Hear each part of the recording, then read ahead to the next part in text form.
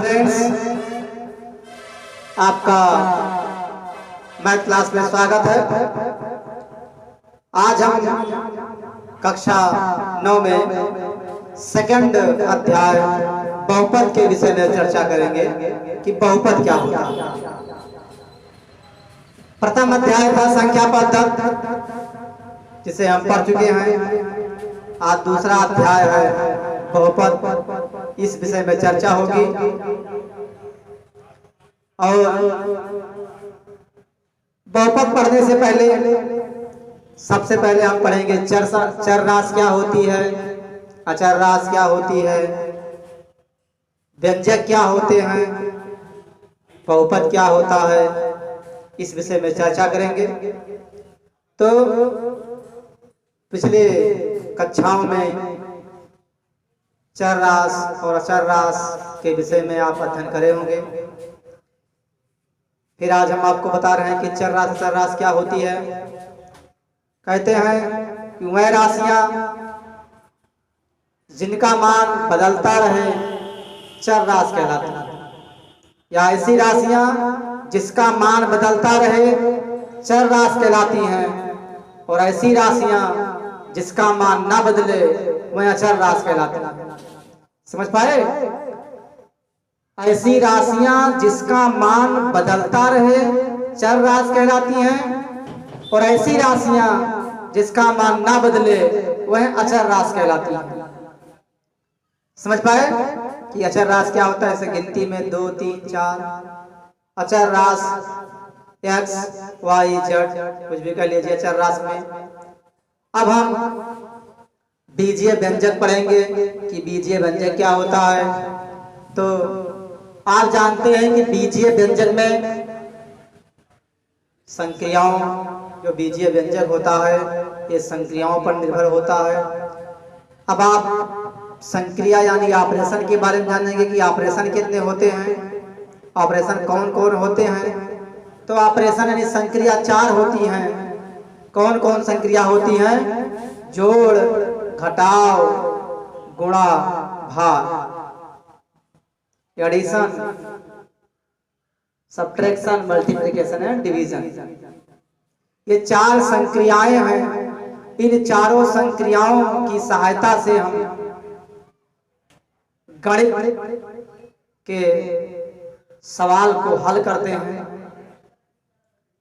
तो ये 4 संक्रियाओं पर ही सब कुछ आधारित है। अब बीजीय व्यंजक है कि एक संख्या या संख्याओं का समूह। एक संख्या परिभाषा है बीजीय व्यंजक। बीजीय व्यंजक कहता है एक संख्या या संख्याओं का समूह। सुन लीजिए, एक संख्या या संख्याओं का समूह जिनमें आधारभूत संक्रियाएं, जिनमें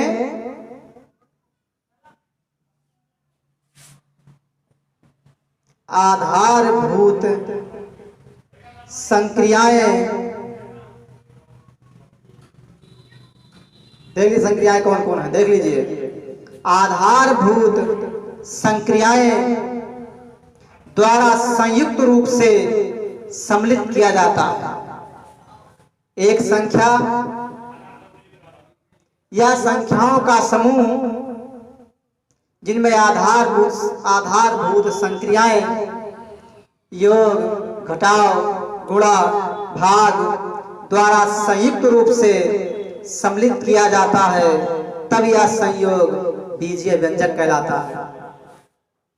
आप ऐसे ना लिखकर ऐसे लिख सकते हैं, योग, घटाव, गुणा तथा भाग द्वारा संयुक्त रूप से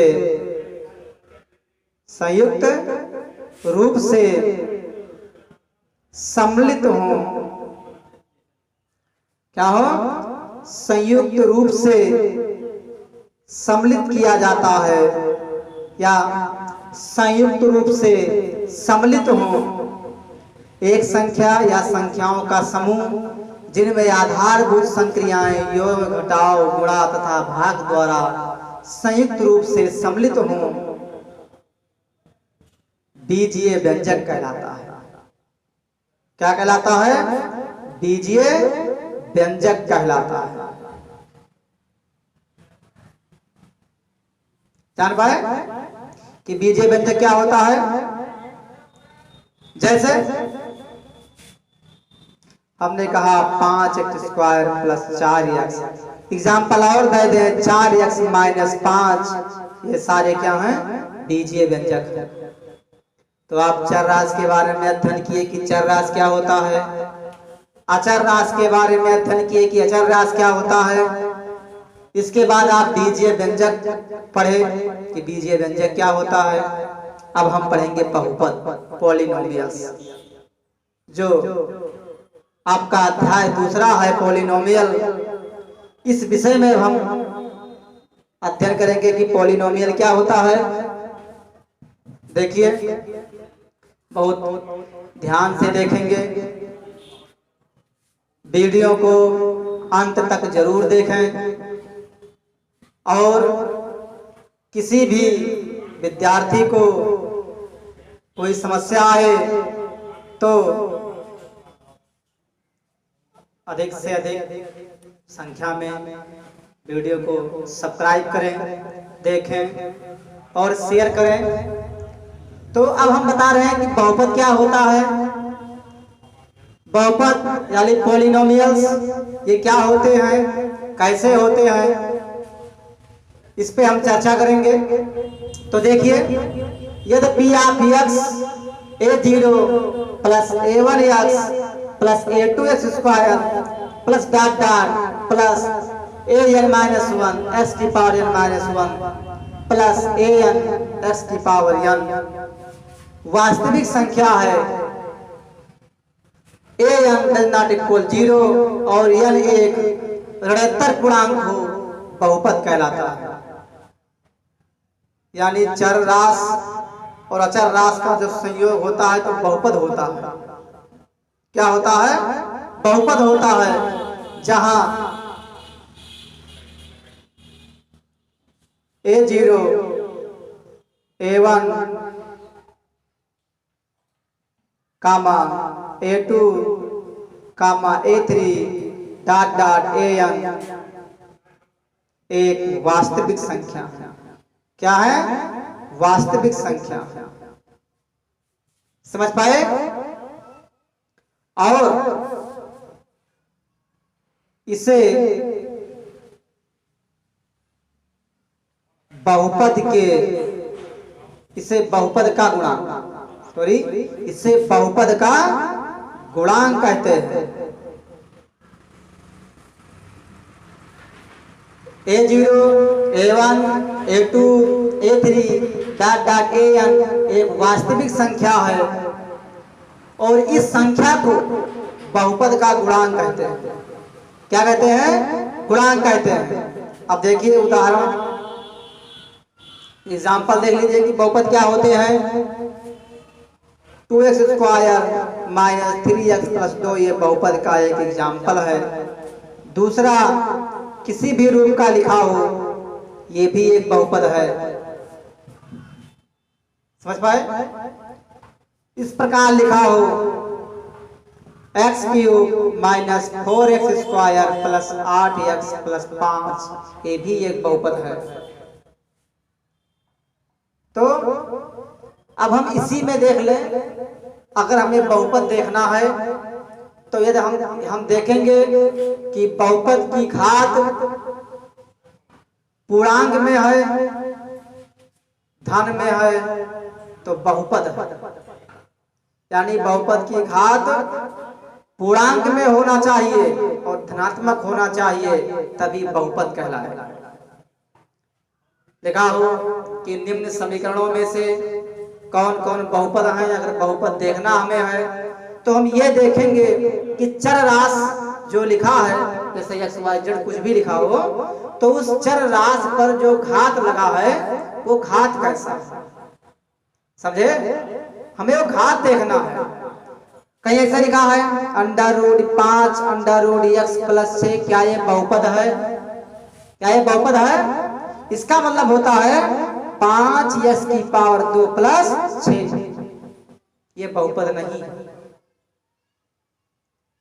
हम आपको पहले बता दिए हैं कि चर राशि की घात को देखेंगे। क्या चर राशि की घात एक पूर्णांक है? तो क्या बताओगे? पूर्णांक नहीं है। और जब पूर्णांक नहीं है तो ये बहुपद नहीं है। कहीं ऐसे लिखा हो x/4 - 6, क्या ये ऐसे लिखा हो 4/x 6, क्या ये बहुपद है? तो इसका मतलब हो गया 4x⁻⁻1 + 6, ये बहुपद नहीं है। क्यों? क्योंकि चर राशि की घात नेगेटिव हो गई। समझ पाए? अब आपको बहुपद देखना है कि निम्न समीकरणों में से कौन सा बहुपद है, या निम्न व्यंजकों में कौन बहुपद है, कौन बहुपद नहीं है। हमें बहुपद को छांटना होगा तो हम बहुपद देख सकते हैं कि कौन बहुपद है, कौन बहुपद नहीं है। अब हम इस प्रकार के व्यंजक दिए हैं, बहुपद दिए हैं, हमें इन बहुपदों में देखना है कि बहुपद में कितने पद हैं। तो देखिए 1 2 3, जो संक्रियाएं बताए ना आपको हम कि जो संक्रियाएं हैं उन संक्रियाओं के द्वारा पद अलग होते हैं। देखिए ये संक्रिया है, इस संक्रिया ने देखिए 3x लिखा है, 2 लिखा है, एक संक्रिया लग गया तो कितने पद हो गए? 2 पद हो गए। एक पद ये हो गया, एक पद ये हो गया, तो हम कहेंगे कि इस बहुपद में 2 पद हैं। कितने पद हैं? 2 पद हैं। इस प्रकार व्यंजक लिखा हो 3x 2 5x²। अब इन संक्रियाओं को लगा दें तो इसमें कितने पद हो जाएंगे? 3, 1 2 3। योग और घटाओ इन 2 संक्रियाओं द्वारा बहुपद के पद अलग होते हैं। समझ पाए? अब इसमें देखेंगे कि आप जान गए होंगे कि बहुपद में कितने पद हैं। बड़े आसान तरीके से बता दिया आपको कि बहुपद के पद कितने होते हैं, कैसे होते हैं। हमें देखना है पहला कि ये बहुपद किस घात का बहुपद है। तो ये बहुपद लिखा है x² - 3x + 2, मैक्सिमम घात कितनी इसकी है? 2। तो क्या कहेंगे? ये द्विघात बहुपद है। इसमें कितनी घातें हैं? केवल और केवल 2 घातें हैं, तो इसे कहेंगे कि ये द्विघात बहुपद है। 5x + 3 लिखा है तो 5x + 3, x पे कितना घात है? 1 घात है, तो इसे कहेंगे रैखिक बहुपद या एक घात बहुपद। आपको बताए हैं पिछले कक्षाओं में भी और इससे पहले के वीडियो में बता चुके हैं, जब किसी चर पर घात 1 हो तो वह रैखिक होता है। किसी चर राशि पे जब घात 1 होता है तब वह रैखिक होता है। तो ये चर राशि है 5x + 3, यानी x पे 1 घात है, तो इसे कहेंगे एक घात बहुपद या रैखिक बहुपद। अगला समीकरण आपका है व्यंजक x³ - 4x² + 8x + 5। इस प्रकार कोई व्यंजक लिखा हो तो कहेंगे कितने घात का व्यंजक है, कितने घात का बहुपद है। तो मैक्सिमम घात देखेंगे हम, तो मैक्सिमम घात 3 है, तो इसे कहेंगे त्रिघात बहुपद। कितने घात बहुपद है? 3 घात बहुपद है। यानी बहुपद के पद भी आप समझ गए कि बहुपद के पद क्या होते हैं। बहुपद के घात भी समझ गए, बहुपद के घात क्या होते हैं। अगर कहीं लिखा हो कि बहुपद का घात देखना है, बहुपद के घात को छांटना है, किसी सवाल में आ जाए कि निम्न व्यंजकों में या निम्न बहुपदों में बहुपद की घात कितनी है, तो हम मैक्सिमम घात जो लिखा होता है, बड़ा घात जो लिखा होता है, वही हम दर्शाते हैं। जैसे इस व्यंजक की घात कितनी है? 2। कितनी घात है? 2, क्योंकि सबसे बड़ा घात 2 है तो उसका 2 घात हो जाएगा। इस व्यंजक के कितने घात हैं? 1। कितने घात है इस व्यंजक का? 1 घात। 1 घात बहुपद है। ये बहुपद कितने घात का है? 3 घात बहुपद। जो बड़ा घात होगा वही काउंट में होता है, उसी को काउंट किया जाता है। समझे आप? अब आप देखेंगे गुणांक क्या होता है। क्या देखेंगे? गुणांक क्या होता है।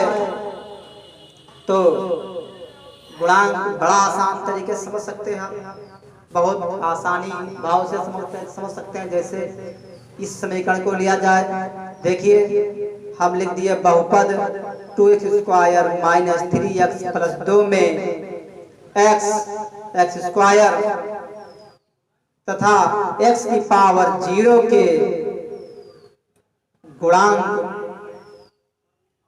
ज्ञात कीजिए। क्या कीजिए? ज्ञात कीजिए। बड़ा अच्छा एग्जाम्पल आपके पास है, बहुत सुंदर एग्जाम्पल है। बहुत ध्यान से वीडियो को देखेंगे, समझेंगे। अब हमें इस बहुपद में गुणांक ज्ञात करना है। अभी आपको बताया गुणांक, देखिए x का गुणांक कितना है? 1। गुणांक का मतलब होता है जो चर संख्या के आगे अचर संख्या गुणा में लिखा है। गुणांक का मतलब क्या होता है? जो चर संख्या के आगे अचर संख्या गुणा के रूप में लिखा है, वही उसका गुणांक होता है। तो हम इसमें गुणांक देखेंगे तो लिखेंगे, ऐसे लिखते पहले सलूशन में बहुपद। क्या लिखते हैं? बहुपद 2x² - 3x + 2। इसे या ऐसे लिख सकते हैं, देख लीजिए 2x² - 3x धन 2 गुणे 2 में 1 से गुणा कराएंगे तब भी 2 होगा। होगा नहीं होगा? अरे किसी भी संख्या में जब 1 से गुणा कराते हैं तो वही संख्या होती है। तो हम 1 के स्थान पे ऐसे लिख सकते हैं x की पावर 0, देख सकते हैं ना, क्योंकि किसी संख्या का घात यदि 0 हो जाए, किसी संख्या का घात 0 हो जाता है तो उसका मान 1 हो जाता है। तो 2 गुणे 1 बराबर 2। अब देखिए x² के गुणा, फिर है x के गुणांक, और उसके बाद है x की पावर 0 के गुणांक। x की पावर 0 मतलब अचर पद, coefficient of x², coefficient of x and coefficient of x की पावर 0। तो देखिए x² के गुणांक क्या हो जाएंगे? x के आगे कौन सी अचर संख्या लिखी है, और हम चिन्ह सहित लिखेंगे। तो कौन संख्या है? 2। अब धन 2 है तो धन को लिखते नहीं। x के आगे कौन सी संख्या लिखी है? 3, लेकिन 3 नहीं, चिन्ह सहित -3। क्या हो जाएगा? -3। अब x की पावर 0 के आगे कौन सी संख्या लिखी है? 2, तो ये 2 हो जाएगा। यही होते हैं गुणांक, यही गुणांक होते हैं। अगले वीडियो में आपको हम NCERT के सवाल सॉल्व करवाएंगे। फिर आपसे एक बार हम आग्रह करते हैं, अधिक से अधिक मैथ्स चैनल को सब्सक्राइब करें, वीडियो को शेयर करें, वीडियो को अंत तक जरूर से जरूर देखें। यदि किसी विद्यार्थी को कोई समस्या आती है तो कमेंट के माध्यम से अपनी समस्या भेजें, उनकी समस्या को समाधान किया जाएगा। तब तक के लिए धन्यवाद।